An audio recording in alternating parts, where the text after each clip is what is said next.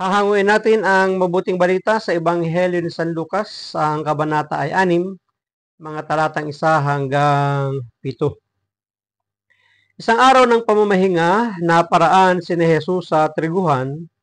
Ang kanyang mga alagad ay nangitil ng uhay at kanilang kinain ang mga butil matapos ligisin sa kanilang mga kamay.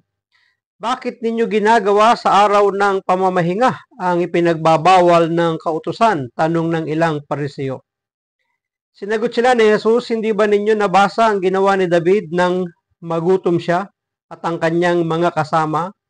Pumasok siya sa bahay ng Panginoon, kumuha ng tinapay na handog sa Diyos at kumain ito. Binigyan pa niya ang kanyang mga kasama, bagamat ayon sa kautusan, ang mga saserdote lamang ang may karapatang kumain yun. At sinabi pa niya sa kanila, ang araw ng pamamahinga ay nasa ilalim ng kapangyarihan ng anak ng tao. Pagpalain po ng Diyos ang pagkabasa ng kanya pong mabuting balita.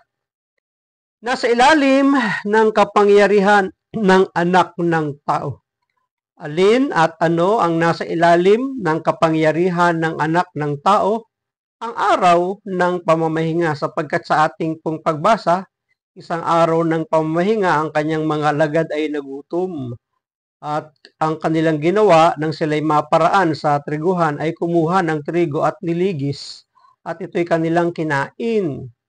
Mapapansin natin na sila'y sinita. Bakit? Sapagkat alam nila na mga tagapagturo ng kautusan na dapat walang gawin ang tao sa araw ng pamamahinga malibang maglingkod, magpuri, magpasalamat, makipag-communion o fellowship sa Panginoon.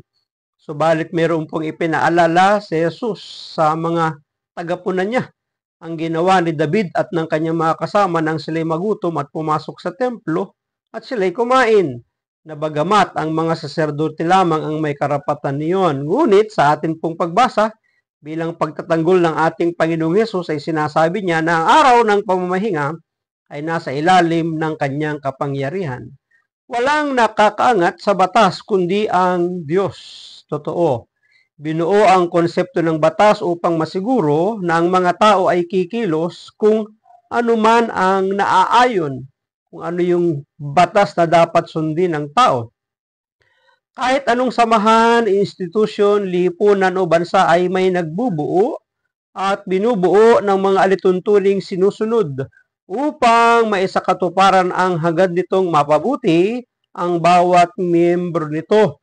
Ang ibig sabihin, kung mayroong umiiral na kautusan, ang layunin nito ay para magkaroon ng kaayusan.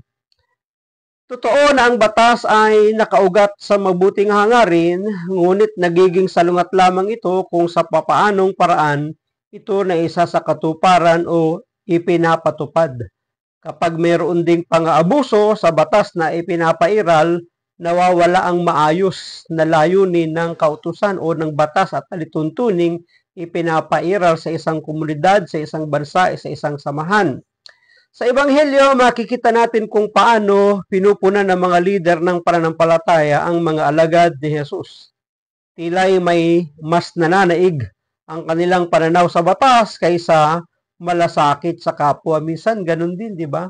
Maraming mga enforcer sa kalsada, imbis na manaig ang kapakanan para sa kanilang kapwa, mga pinaglilingkuran mukhang mas nananaig para sa kanilang pangsariling layunin sapagkat may pagsasamantala sa mga lansangan, di ba? Nawawala na minsan yung pakikipagkapwa. Ang lagi na lamang binabantayan ay ang makahuli at nang makakuha sila ng multa para sa kanilang pangsarili.